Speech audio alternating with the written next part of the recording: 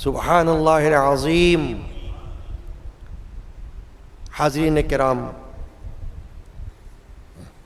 قرآن مجید کے آخری پارے سورۃ الفلق کی تلاوت کا شرف اس فقیر گناہگار نے حاصل کیا۔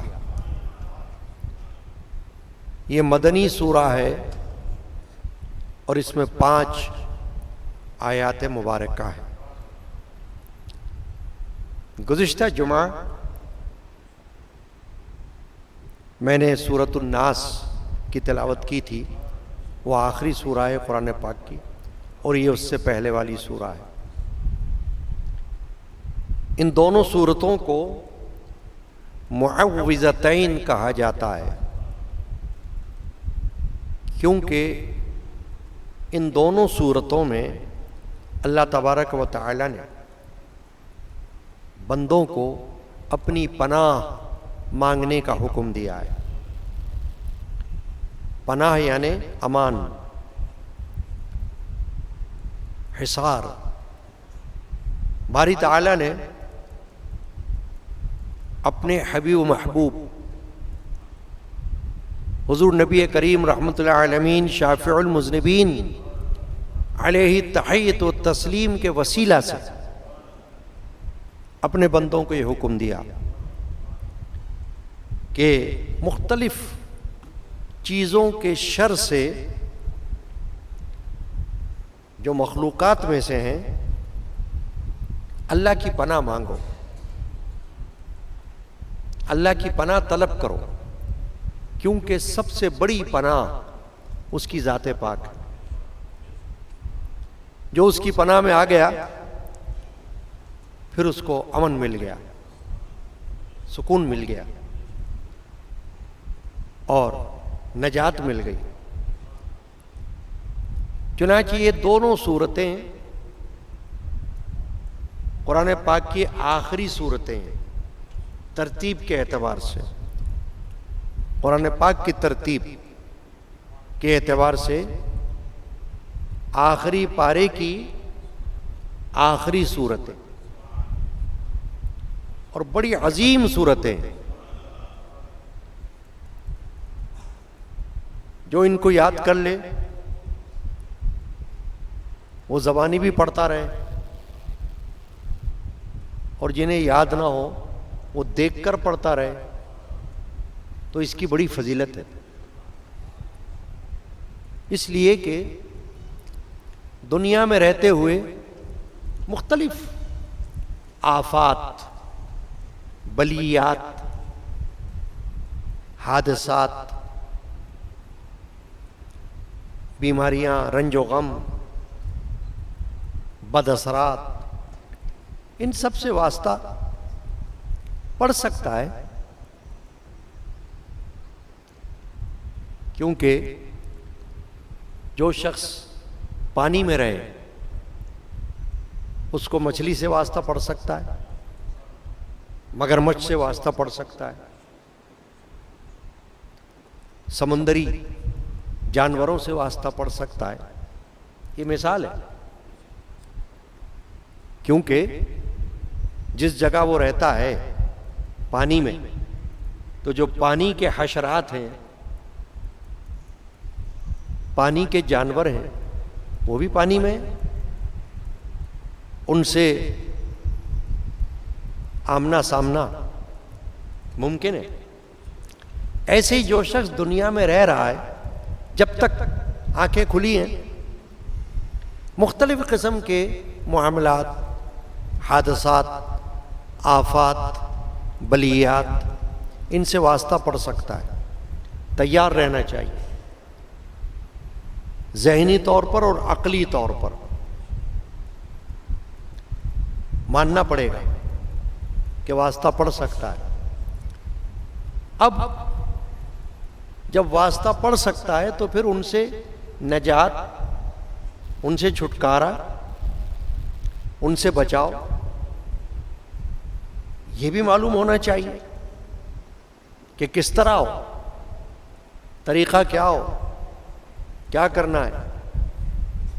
تو اللہ تبارک و تعالی جل شانہ نے یہ بتا دیا کہ یہ دو صورتیں جو ہیں یہ خاص الخاص اللہ نے اپنے حبیب محبوب کو عطا فرمائی، ان سے امت کو ملی۔ نبی کریم صلی اللہ علیہ وسلم کو اللہ تعالیٰ نے عطا فرمائی، ان پر نازل فرمائی، اور ان سے امتیوں کو ملی، ہمیں ملی، ہماری نسلوں کو ملی۔ قیامت تک یہ صورتیں اپنی جگہ قائم ہیں، انہیں کوئی مٹا نہیں سکتا، نہ کوئی جھٹلا سکتا ہے۔ تو اللہ تبارک و تعالی نے آفات، بلیات، حادثات، رنج و غم، ان سب کا توڑ ان دو صورتوں کے اندر رکھ دیا ہے۔ یعنی ان صورتوں کو پڑھو، اس سے مدد حاصل کرو، ان کو وسیلہ بناؤ بارگاہ الہی میں آفات کے دور ہونے کا، بالاؤں کے دور ہونے کا، رنج و غم کے دور ہونے کا، برے اثرات کے دور ہونے کا، حسد کے دور ہونے کا، شر کے دور ہونے کا۔ کوئی شر ایسا نہیں ہے کہ جس کی دوری، جس کا توڑ ان صورتوں کے اندر موجود نہ ہو۔ یقین کی ضرورت ہے، عقیدہ اور عمل۔ جب تک یقین نہ ہو، عمل نہ ہو، جو کچھ بھی بتایا جائے بیکار ہے اس کے لیے۔ مانتا ہی نہ ہو تو پھر اس کا کیا علاج ہے؟ طبیب ایک دوا اگر تجویز کر دے مریض کو کہ یہ لو تمہیں فلاں مرض ہے، اس کی دوا یہ ہے، اب طبیب نے، ڈاکٹر نے تو دوا دے دی، اب مریض مانے نہ تو طبیب کیا کرے؟ مریض کو یقین نہ ہو، بیمار کو عقیدہ ہی نہ ہو، اس پر استعمال ہی نہ کرنا چاہے دوا کو، تو کیا ہوگا؟ بے فائدہ ہے نا۔ دوا اپنی جگہ ہے۔ تو یہ صورتیں اللہ تبارک و تعالی نے نازل فرمائیں، جن کو زبانی یاد ہو وہ زبانی پڑھا کرے، اور جن کو زبانی یاد نہ ہو وہ قرآن مجید دیکھ کر پڑھ لے۔ اور اتنی بڑی صورتیں نہیں ہیں، زبانی یاد ہو سکتی ہیں۔ تو اس کے اندر شفا ہے، جسمانی بھی شفا ہے، روحانی بھی شفا ہے، کیونکہ قرآن مجید میں اللہ تعالیٰ نے دونوں طرح کی شفا رکھی ہوئی ہے۔ قرآن ہی کی صورتیں ایسی بھی ہیں جن کا نام خود اللہ کے رسول نے شفا رکھا ہے، جیسے سورۃ الفاتحہ۔ ہم تو کہتے ہیں سورۃ الفاتحہ، قرآن میں اس کا یہ نام لکھا ہوا ہے، مگر حضور اکرم علیہ الصلوۃ والسلام نے اس کے کئی نام بتائے، ان میں سے ایک نام ہے سورہ شفا، کہ سورہ شفا اس کا نام ہے۔ بیماری میں حدیث پاک میں حضور نے فرمایا ہر مرض کی شفا سورہ فاتحہ میں ہے۔ تو جسمانی شفا کے لیے بھی ہے اور روحانی شفا کے لیے بھی۔ تو قرآن دونوں طریقوں سے شفا ہے۔ قرآن کی صورتیں جسمانی بھی اور روحانی بھی۔ تو اگر جسمانی مرض کے لیے بھی صورتوں کو پڑھ کر وسیلہ بنا کر دعا کی جائے تو اللہ شفا دینے والا ہے، اور روحانی بیماری ہو کوئی، حسد، بغض یا کوئی اور غرور وغیرہ وغیرہ جس کا تعلق اندر سے ہے، وہ اگر موجود ہو تو اس کے لیے بھی علاج قرآن کے اندر موجود ہے۔ یقین کرنے والا ہو۔ اب چلیے سورۃ الفلق جو آج میں نے تلاوت کی اس کا ترجمہ اور پھر تفسیر۔ فرمایا اللہ نے قل اعوذ برب الفلق، آپ فرما دو کہ میں اس کی پناہ لیتا ہوں جو صبح کا پیدا کرنے والا ہے، صبح کا پیدا کرنے والا یعنی یہ جو ہم دیکھتے ہیں نا، دن نکل جاتا ہے اور صبح آ جاتی ہے، تاریکی دور ہو جاتی ہے، اندھیرا دور ہو جاتا ہے۔ اللہ تعالیٰ نے حکمت کے تحت صبح کو بھی پیدا فرمایا ہے اور رات کو بھی پیدا فرمایا ہے۔ دونوں کا خالق اللہ ہی ہے۔ نہ کوئی بندہ صبح آنے سے صبح کو روک سکتا ہے اور نہ کوئی بندہ رات آنے سے رات کو روک سکتا ہے۔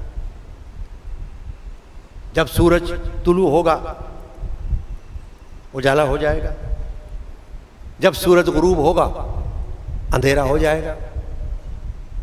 کسی کا عمل دخل نہیں ہے، یہ اللہ تعالیٰ کا حکم ہے، حکمت ہے۔ تو اللہ تعالیٰ نے پہلی آیت سورۃ الفلق کی قل اعوذ برب الفلق، قل، گزشتہ جمعہ آپ نے سورۃ الناس کی ترجمہ اور تفسیر میں ایک مسئلہ سمجھا تھا عقیدے کا۔ کیا سمجھا تھا آپ نے؟ کہ میں نے عرض کیا تھا کہ یہ جہاں جہاں قرآن مجید میں قل کا لفظ آیا ہے، اس سے مراد ہے کہو، اس کا معنی ہے فرما دو۔ کس کو ارشاد ہو رہا ہے؟ اللہ کے رسول صلی اللہ علیہ وسلم کو آپ فرما دو، آپ کہہ دو، آپ بتا دو۔ اب جو بات بتائی جا رہی ہے اس کے بیچ میں، اس کے درمیان میں ذات کس کی آئی؟ رسول اللہ صلی اللہ علیہ وسلم کی۔ اللہ نے کس کو مقرر فرمایا؟ اپنے حبیب محبوب کو، اپنے نبی رسول کو۔ آپ بتاؤ، اگر دوسروں کو کوئی چیز دی جائے اور کسی کو مقرر کر دیا جائے کہ آپ دے دو، تو وسیلہ کون بنے گا بیچ میں؟ جس کو مقرر کیا گیا۔ تیسرے تک وہ چیز کب پہنچے گی؟ جب جس کو دیا گیا وہ چیز دی گئی وہ پہنچا دے، تب پہنچے گی نا۔ تو یہ جو قل ہے اس کے بارے میں نے گزشتہ جمعہ یہ عرض کر دیا کہ عقیدہ توسل اس سے بھی معلوم ہو رہا ہے، اس قل سے ثابت ہو رہا ہے کہ وسیلہ ہے اللہ کے رسول صلی اللہ علیہ وسلم، اللہ کے اور بندے کے درمیان، مخلوق اور خالق کے بیچ میں ذات محمد رسول اللہ وسیلہ ہے، ذریعہ ہے۔ اسی کو ہم کہتے ہیں عقیدہ توسل، کہ جو مانگنا ہوتا ہے ہم اللہ کے رسول کے وسیلے سے مانگتے ہیں، کیونکہ اللہ نے بھی ہمیں دیا تو اپنے رسول کے وسیلے سے دیا۔ یہ سورت نازل فرمائی، اب اس میں جو کچھ حکم دیا وہ حکم اپنے رسول کو دیا، اور رسول سے فرمایا قل، آپ بتاؤ، آپ فرماؤ، آپ سمجھاؤ۔ سمجھ گئے بات آپ؟ تو قل اس سے عقیدہ توسل کا ثبوت ہے، اور یہ عقیدہ ہم کو یاد رکھنا چاہیے اپنے لیے، کوئی مانے کہ نہ مانے۔ یہ تمام اور دیگر دلائل میں سے ایک دلیل ہے عقیدہ توسل میں۔ قل اعوذ برب الفلق، آپ فرماؤ میں اس کی پناہ مانگتا ہوں، اس کی پناہ لیتا ہوں جو صبح کا پیدا کرنے والا ہے، یعنی رات کو دور فرما دیتا ہے، اجالا فرما دیتا ہے۔ اب دن میں جو کچھ بھی ہوگا، کوئی شر اجالے میں صبح سے لے کر اور سورج غروب ہونے تک اتنا بڑا ٹائم ہوتا ہے نا، اگرچہ کبھی دن چھوٹا بھی ہوتا ہے، کبھی دن لمبا بھی ہوتا ہے۔ دیکھتے ہیں نا آپ، سردیوں میں دن چھوٹے ہوتے ہیں، راتیں بڑی ہوتی ہیں، گرمیوں میں دن بڑے ہوتے ہیں، راتیں چھوٹی ہوتی ہیں، یہ الگ مسئلہ ہے۔ مگر ہر صورت میں دن کا وقت ایک بڑا وقت ہوتا ہے، کئی گھنٹے اس میں ہوتے ہیں ایک دن کے اندر، تو ان گھنٹوں کے اندر اندر بہت سارا شر ہو سکتا ہے جو انسان کو نقصان پہنچانے والا ہو، آدمیوں سے بھی، جنات سے بھی، شیطان سے بھی، جانوروں سے بھی، کچھ بھی ہو سکتا ہے، کوئی حادثہ، کوئی آفت، کوئی بیماری۔ کبھی بیماری دن میں آ سکتی ہے، کبھی بیماری رات میں آ سکتی ہے، بیماری کا کوئی وقت نہیں ہے۔ صبح بندہ ٹھیک ہوتا ہے، شام کو بیمار ہو جاتا ہے، شام کو ٹھیک ہوتا ہے، صبح بیمار ہو جاتا ہے۔ تو اس کا کوئی قاعدہ تو ہے نہیں، ایسا طریقہ کہ ہم کہیں کہ دن کو بیماری نہیں ہو سکتی، رات کو آئے گی، رات کو نہیں ہو سکتی، دن کو آئے گی، یہ کوئی بات نہیں۔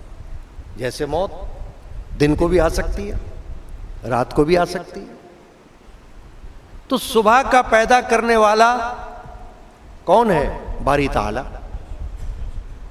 خالق تو ایک ہی ہے نا، مالک تو ایک ہی ہے، الہ، معبود وہ تو ایک ہی ہے، کوئی اور تو معبود ہے نہیں۔ ہر چیز کا خالق ایک اللہ ہے، تو صبح کا بھی خالق وہی ہے، شام کا بھی خالق وہی ہے، ہر چیز کا خالق ہے۔ اس لیے مخلوق کو دن میں اگر کوئی تکلیف پہنچے تو اللہ نے فرمایا قل اعوذ برب الفلق، یہ کہو کہ میں صبح پیدا کرنے والے کی پناہ مانگتا ہوں، اگر اس میں کوئی شر مجھے پہنچے تو میں اس کی پناہ مانگتا ہوں، اللہ کی، جس نے صبح کو پیدا کیا، جو رات کو مٹاتا ہے، شب کی تاریکی کو دور فرماتا ہے اور صبح لاتا ہے، اور صبح میں انسان کو اجالے میں بہت کچھ نظر آتا ہے۔ ہر مخلوق اپنے اپنے گھروں سے نکلتی ہے، جانور بھی اپنے گھونسلوں سے باہر نکلتے ہیں، رزق کی تلاش کرتے ہیں، انسان بھی اپنے گھروں سے نکلتا ہے، رزق روزی کی تلاش کرتا ہے، کوئی دکان پر جاتا ہے، کوئی نوکری پر جاتا ہے، کوئی کچھ کرنے جاتا ہے، کوئی کچھ کرنے جاتا ہے۔ مطلب دن کو اللہ نے بنایا ہے تلاش کے لیے۔ فضل کرو اللہ کا فضل تلاش کرو، پھیل جاؤ اس کی زمین میں اور خیر کی تلاش کرو، شر کی تلاش نہ کرو۔ شر سے تو اللہ تعالیٰ نے خود پناہ مانگنے کا حکم دے دیا نا یہاں پر، کہ جو کچھ شر اگر دن کے اجالے میں ہو سکتا ہو اس سے اللہ تعالیٰ کی پناہ مانگو۔ قل اعوذ برب الفلق، یہ پڑھو، اے اللہ میں تیری پناہ مانگتا ہوں، تو صبح کا پیدا کرنے والا ہے، دن کا خالق ہے، مالک ہے، اور تو دن پر قادر ہے۔ پورے دن میں جتنے بھی گھنٹے ہیں ہر لمحے کا قادر اللہ ہے، ہر لمحے پر اس کی قدرت ہے۔ کوئی لمحہ ایسا نہیں ہے جو اللہ تعالیٰ کے دائرۂ کار سے باہر ہو، جہاں سے چاہے جس کو پکڑے، جہاں سے چاہے جس کو چھڑا دے۔ پورے دن میں اللہ کی قدرت گرپ مضبوط ہے. تو اللہ نے فرمایا کہ اس کی پناہ مانگو. من شر ما خلق، اس کی سب مخلوق کے شر سے، یعنی جتنی مخلوق اللہ نے پیدا کی ہیں، جاندار ہو یا بے جان، مکلف ہو یا غیر مکلف، یعنی پابند ہو کسی چیز کی یا پابند نہیں. مثلا ہم مکلف ہیں. مکلف کس بات کے؟ ہم عبادات کے، بندگی کے، فرما برداری کے، طاعت کے، اطاعت کے، نیکی کے، ہم مکلف ہیں. اور جو جانور ہے وہ مکلف نہیں ہے، کیونکہ وہ تو جانور ہے.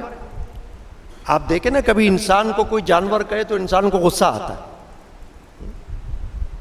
کبھی آپ کسی آدمی کو کہہ دو جانور، تو کہے گا کیا کہا تم نے؟ جانور بولا مجھے، غصہ ہوگا. کیوں؟ جانور مخلوق نہیں ہے کہ اللہ کی؟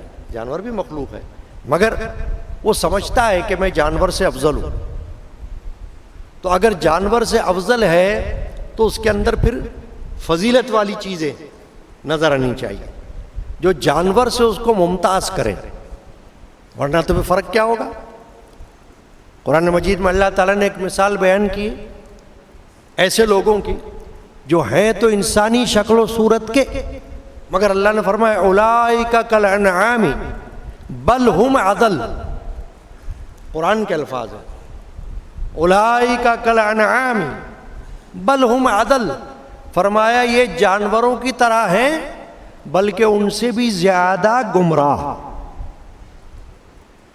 بتاؤ، میں نہیں کہہ رہا، اللہ کہہ رہا. اب کوئی اعتراض کرے تو کس پہ کرے گا؟ یہ تو خود اللہ فرما رہا ہے. اللہ اشارہ فرما رہا ہے کہ یہ جو جانور کی طرح کچھ انسان تم کو نظر آتے ہیں نا، ان کے اندر ایسی برائیاں بھی ہیں، ایسی خصلتیں ہیں، علتیں ہیں، ایسا شر ہے کہ وہ جانور میں بھی نہیں ہوگا.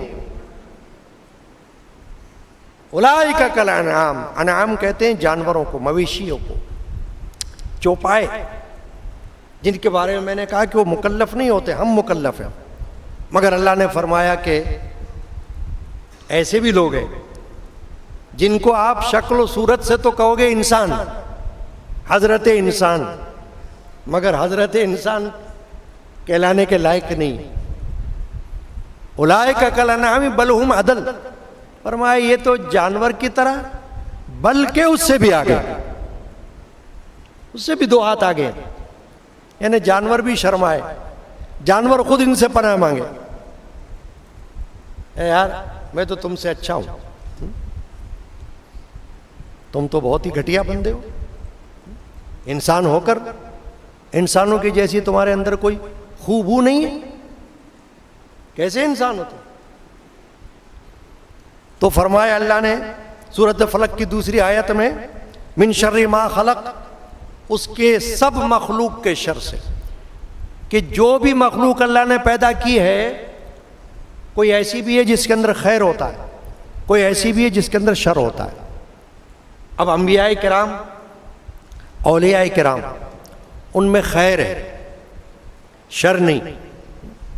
انبیاء کے اندر شر نہیں ہو سکتا، نبی میں شر نہیں ہے، ولی میں شر نہیں ہے، خیر ہی خیر ہے. مگر کچھ انسان ایسے عام ہو سکتے ہیں جن میں شر غالب ہو، خیر نہیں. محلے والے کہتے ہوں یار یہ تو بڑا برا بندہ ہے، گلی والے کہتے ہوں بھائی یہ تو بہت برا بندہ ہے، یعنی لوگ اس کے بارے میں جانتے ہوں یہ بدماش ہے، یہ گنڈا ہے، یہ لوفر ہے، یہ لچا ہے، یہ گنڈا ہے، یہ کمینہ ہے، یہ لٹیرا ہے، یہ پتہ نہیں کیا کیا ہے، سب لوگ جانتے ہوں. تو کیا کہیں گے ہم کہیں گے شر غالب ہے اس پر. ہے تو شکل میں انسان مگر اس پر شر غالب ہے، شر اس کے اندر شر ہے، باہر بھی شر ہے، یہ شر والا ہے. تو اللہ نے فرمایا لوگوں اللہ کی پناہ مانگو مخلوق کے شر سے.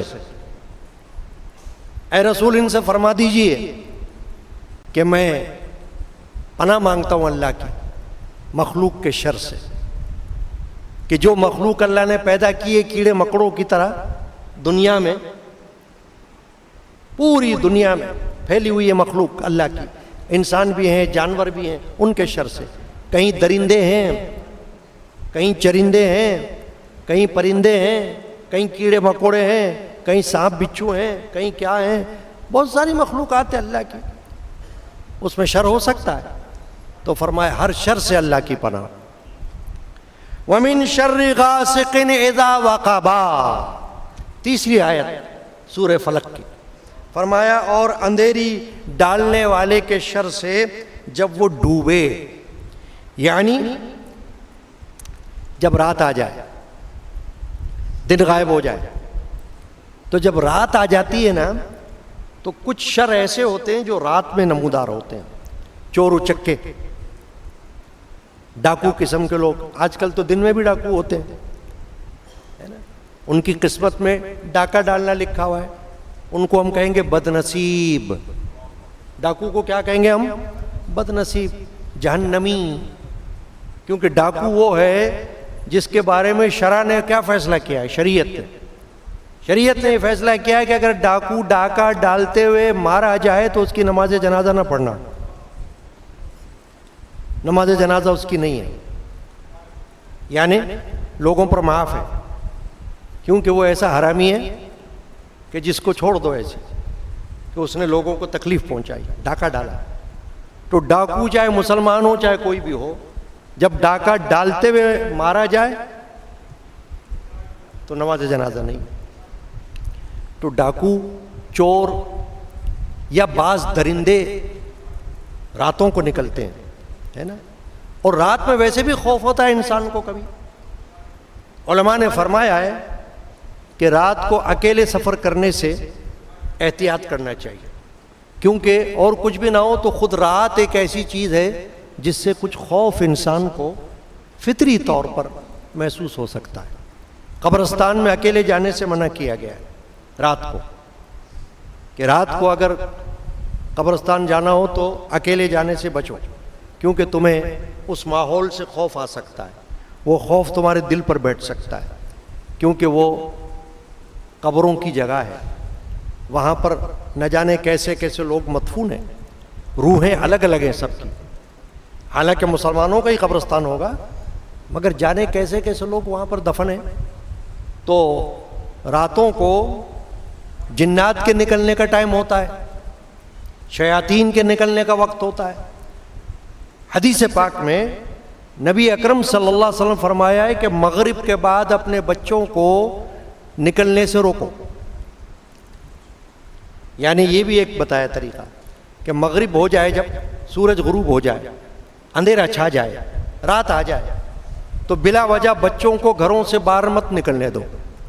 آج کل تو راتوں کو بھی دن نکلا ہوا ہوتا ہے نا، مگر حدیث موجود ہے، نبی کریم صلی اللہ علیہ وسلم نے احتیاط بتا دی، کیونکہ رات کو جنات اور اس کے جو اقربا ہیں جنات کے، شیاطین جن کو کہتے ہیں، کیونکہ جنات کے اندر کافر جن، مسلمان جن، نیک عقیدے والے جن، برے عقیدے والے جن، جیسے مسلمانوں میں نیک عقیدے والے برے عقیدے والے ہوتے ہیں نا، بد مذہب نیک مذہب، ایسے جنات کے اندر بھی ہوتے ہیں۔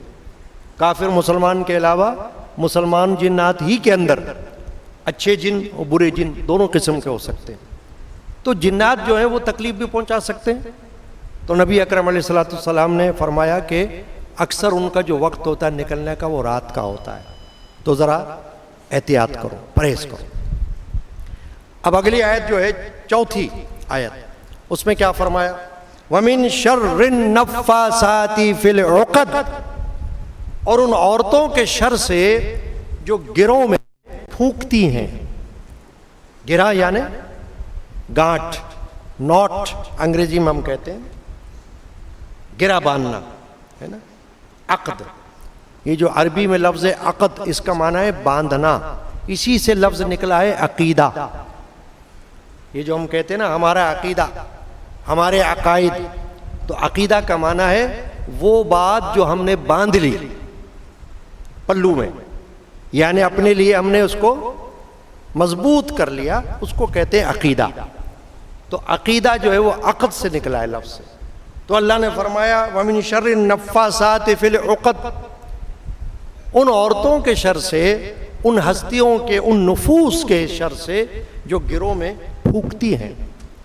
آج کا جو موضوع ہے میرا وہ ہے جادو کا قرآنی علاج۔ جادو کا قرآنی علاج۔ رسول اکرم صلی اللہ علیہ وسلم کے دور رسالت میں خود ان کی ذات پاک کے حوالے سے تفاسیر میں، اس آیت کی تفسیر میں یہ واقعہ موجود ہے، اور صحیح احادیث میں موجود ہے۔ صحیح بخاری شریف، صحیح مسلم شریف، ترمذی شریف، مسند احمد، سنن نسائی، یعنی جو سیاہ ستہ کی حدیث کی کتابیں ہیں سب میں یہ ذکر موجود ہے کہ یہودی لبید بن عاصم اور اس کی بیٹیوں نے مل کر رسول اکرم صلی اللہ علیہ وسلم پر جادو کیا۔ اب وہ جادو جو کیا وہ حضور اکرم علیہ الصلوۃ والسلام کے چند بال اور ان کے حضور کا جو کنگھا تھا، بالوں میں کرنے والی کنگھی ہوتی ہے نا، اس کے چند دانوں پر کیا تھا۔ اور وہ ایک یہودی لڑکا تھا جو حضور کی خدمت میں رہتا تھا، اس کے ذریعے انہوں نے وہ چیز حاصل کی، اور حسد میں بغض تھا نبی کریم علیہ الصلوۃ والسلام کے خلاف، تو اس کی وجہ سے انہوں نے حضور پر ایک جادو کا عمل کیا۔ تو اس عمل کی وجہ سے رسول اکرم علیہ الصلوۃ والسلام کو ایک بھول واقع ہوئی، بھول۔ اس کا اثر عقل پہ نہیں ہوا، نہ اس کا کوئی اثر منصب رسالت پر ہوا، کار رسالت میں کوئی فرق نہیں آیا نبی پاک صلی اللہ علیہ وسلم کے۔ 6 مہینے تک تقریباً یہ اثر رہا، مگر کیا تھا؟ ام المومنین حضرت عائشہ صدیقہ رضی اللہ تعالی عنہا حدیث میں فرماتی ہیں کہ حضور کو بھول ہو جاتی تھی، جیسے کوئی کام کیا ہو تو لگتا تھا نہیں کیا، کوئی کام نہیں کیا لگتا تھا کیا۔ اس کو کہتے ہیں بھول، بھول ہو جانا۔ تو بھول تو نبیوں سے ثابت ہے، نبی کریم علیہ الصلوۃ والسلام سے بھول تو نماز میں بھی ثابت ہے کہ 4 رکعت کی جگہ 5 رکعت پڑھا دی حضور نے بھول میں، یہ حدیث سے ثابت ہے۔ اور اسی لیے قرآن مجید میں اللہ نے فرمایا ربنا لا تؤاخذنا ان نسینا او اخطانا، کہ دعا مانگو اس طرح کہ اے ہمارے رب ہماری پکڑ نہ کرنا جب ہم بھول جائیں یا ہم سے کوئی غلطی ہو جائے تو ہمیں گرفت نہ فرمانا۔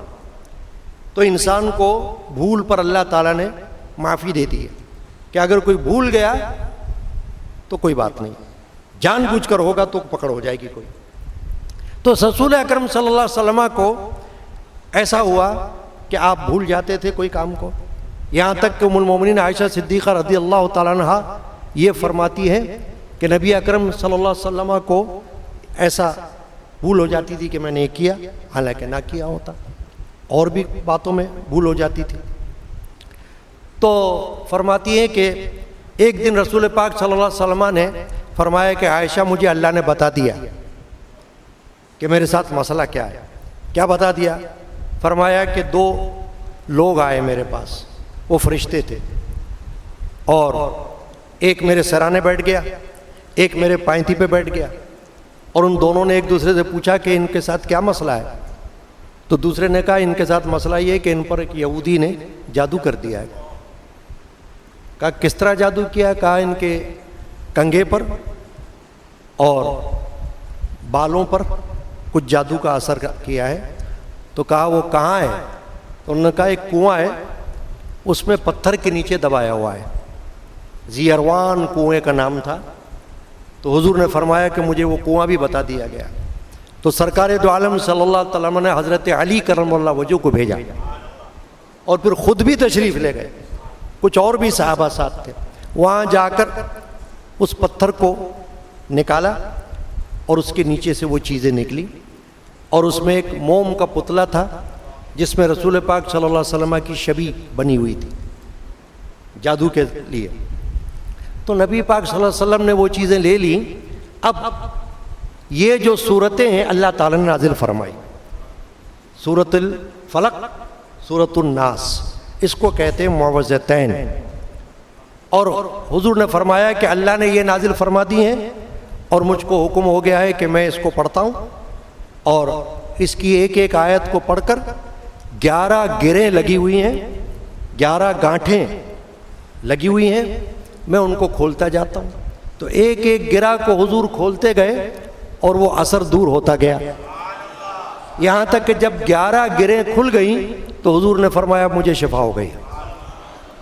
ام المؤمنین عائشہ صدیقہ رضی اللہ عنہ نے عرض کیا یا رسول اللہ آپ اس سے بدلہ لیں؟ حضور نے فرمایا نہیں، معاف کرتا ہوں، مجھے اللہ نے شفا دے دی، بس کافی ہے. کچھ صحابہ نے کہا یا رسول اللہ اس کو قتل کر دیں؟ حضور نے فرمایا نہیں، چھوڑ دو اس کو، بس میرے لیے اتنا کافی ہے کہ اللہ تعالیٰ نے یہ صورتیں نازل فرما دی اور مجھ کو حکم دے دیا کہ سب کو یہ بتا دو. تو یہ صورتیں اب ساری امت کے لیے آ گئی. شروع تقریر میں نے بیٹھتے ہی کیا کہا تھا کہ یہ جو معوذتین ہیں یہ ایسی صورتیں ہیں کہ حدیث پاک میں واقعہ ہے، عقبہ بن عامر رضی اللہ تعالیٰ عنہ صحابی تھے، وہ کہتے ہیں کہ میں اور حضور چل رہے تھے راستے میں، تو میں حضور کی سواری کا جو مہار ہے وہ تھاما ہوا تھا، چل رہا تھا. تو حضور نے فرمایا کہ اے عقبہ اب تم سوار ہو جاؤ. تو اگرچہ مجھے لگا کہ یہ تو بے ادبی ہوگی، میں سوار ہوں حضور پیدل ہوں، مگر جب حضور نے حکم دے دیا تو میں سوار ہو گیا اور حضور پیدل چلنے لگے. پھر کچھ دیر کے بعد پھر حضور سوار ہو گئے اور میں نیچے ہوا. حضور نے فرمایا کہ اے عقبہ میں تم کو 2 صورتیں بتاؤں ایسی جو تمہارے لیے بڑی نفع بخش ہو؟ عرض کیا ہاں یا رسول اللہ. فرمایا یہ معوذتین ہیں جو اللہ نے نازل فرمائی، سورۃ الفلق، سورۃ الناس، یہ پڑھتے رہا کرو، بہترین صورتیں ہیں. اور پھر حضور نے خود نماز کا وقت ہوا تو عقبہ بن عامر فرماتے ہیں کہ حضور نے نماز کے اندر انہی صورتوں کی تلاوت فرمائی، سورۃ الفلق کی، سورۃ الناس کی. تو یہ جو 2 صورتیں ہیں یہ سمجھیں اس کے اندر ہر قسم کے بد اثرات کا علاج موجود ہے، اللہ کا کلام ہے. مگر ایک بات بڑی اہم ہے، جادو کرنے میں کیا عمل کیا تھا وہ مذکور نہیں ہے. جادو کے توڑ میں تو یہ صورتیں آ گئیں، مگر انہوں نے جادو کیا تو جادو میں پڑھا کیا یہ کہیں مذکور نہیں، کسی تفسیر میں نہیں ہے، کسی حدیث میں نہیں ہے کہ کیا پڑھ کے جادو کیا تھا، کون سی چیز تھی جس کو ہم کہتے ہیں جادو ہے.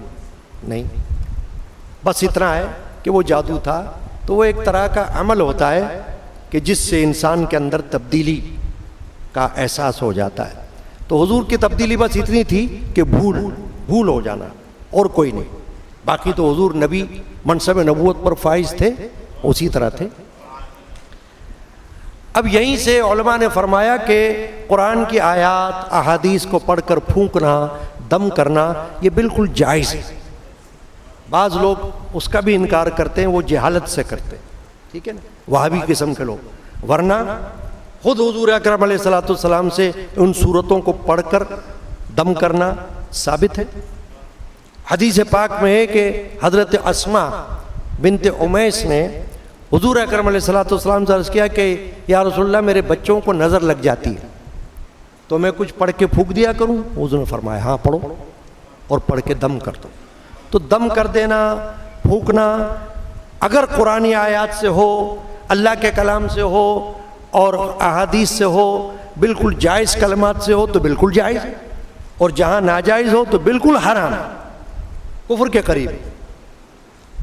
اب آخری آیت کیا ہے؟ وَمِن شَرِّ حَاسِدٍ إِذَا حَسَدَ، اور حسد کرنے والے کے شر سے جب وہ مجھ سے جلے، جب وہ مجھ سے حسد کرے. یہاں پر سورہ فلق ختم ہو گئی، 5 آیات. اب یہ جو میں نے عرض کیا نا 11 گریں تھی، تو یہ جو 2 صورتیں ان کی 11 آیاتیں، سورہ فلق میں 5 اور سورۃ الناس میں 6، تو 5 اور 6 کتنے ہو گئے؟ 11. تو 11 گروں کو حضور نے کھولا 11 آیاتوں کو پڑھ کر، اور ختم ہو گیا قصہ، شفا حاصل ہو گئی، ٹھیک ہو گیا. چنانچہ اب یہ جو آیت ہے وَمِن شَرِّ حَاسِدٍ إِذَا حَسَدَ، اس میں اللہ نے فرمایا کہ اللہ سے پناہ مانگو حسد کرنے والے کے، کہ جو حسد کرتے ہیں نا ان سے اللہ کی پناہ مانگو، کیونکہ حسد ایک بہت بڑی بیماری ہے روحانی. وہ ایسی بیماری نہیں ہے بخار، نزلہ، کھانسی، فلاں فلاں ہے نا، تو ڈاکٹر تو اس کا علاج نہیں کر سکتا. آپ کسی کنسلٹنٹ کے پاس جاؤ، اسپیشلسٹ کے پاس جاؤ اور کہو حسد ہے، حسد کا علاج، کہے گا پاگل ہو گئے، میرے پاس علاج کرنے آئے گا. میرے پاس تو تم آؤ کوئی جسمانی بیماری لے کر، فزیکل. میں تو ڈاکٹر ہوں، طبیب ہوں. یہ تو تم جاؤ کسی اللہ والے کے پاس جو تم کو بتائے گا کہ حسد کا علاج کیا ہے. ایک شعر ہے، حسد کے اعداد ہوتے ہیں 72. شعر ہے کہ حسد کے 70 پہ 2 طریق حسد کے عدد سے ہیں. 70 پہ 2 طریق 72 یعنی حسد کے عدد سے ہیں. اپنا ہے یہ طریق کے باہر حسد سے ہے. کہ بزرگان دین فرماتے ہیں ہمارا تو یہ طریقہ ہے کہ ہم حسد سے باہر ہیں. حسد ہمارا کام نہیں ہے، کیونکہ حسد تو حرام ہے. حدیث پاک میں اس کی ممانعت ہے. اور شیطان وہ ہے جس نے سب سے پہلے حسد کیا. حسد کی بنا پر تو اس نے انکار کیا نا کہ میں سجدہ نہیں کرتا حضرت آدم کو، کیونکہ ان کو تو نے مٹی سے پیدا کیا ہے، مجھ کو آگ سے پیدا کیا ہے. کہا میں بہتر ہوں. غلط بات کہی، مگر حسد سے کہی. پھر دوسرا حسد جو ہوا تھا وہ حضرت آدم علیہ السلام کے بیٹوں میں ہوا تھا آپس میں. قابیل اور حابیل کے درمیان یہ ہوا کہ قابیل نے حسد کیا حابیل سے اور پھر ان کو قتل بھی کر دیا حسد کی بنا پر. تو حسد جو ہے وہ بہت بڑی ایک روحانی بیماری ہے، رذائل میں سے جس کو کہا جاتا ہے. تو اس سے بھی اللہ تعالیٰ نے پناہ مانگنے کی تعلیم دی ہے سورۃ الفلق میں. تو اب یہ معلوم ہوا کہ یہ جو معوذتین ہیں، دونوں صورتیں، ان کو پڑھتے رہنا صبح بھی اور شام بھی. حضور نے فرمایا کہ یہ بڑی نفع بخش صورتیں. صبح جاگو تو یہ دونوں صورتیں پڑھ لو اگر یاد آ جائے. رات کو سوتے وقت یہ دونوں صورتیں پڑھ لو اور اللہ کی امان میں آ جاؤ. بس اللہ تعالی ہم کو توفیق عطا فرمائے. صلی اللہ تعالی علی محمد و علی آلہ وصحبہ اجمعین.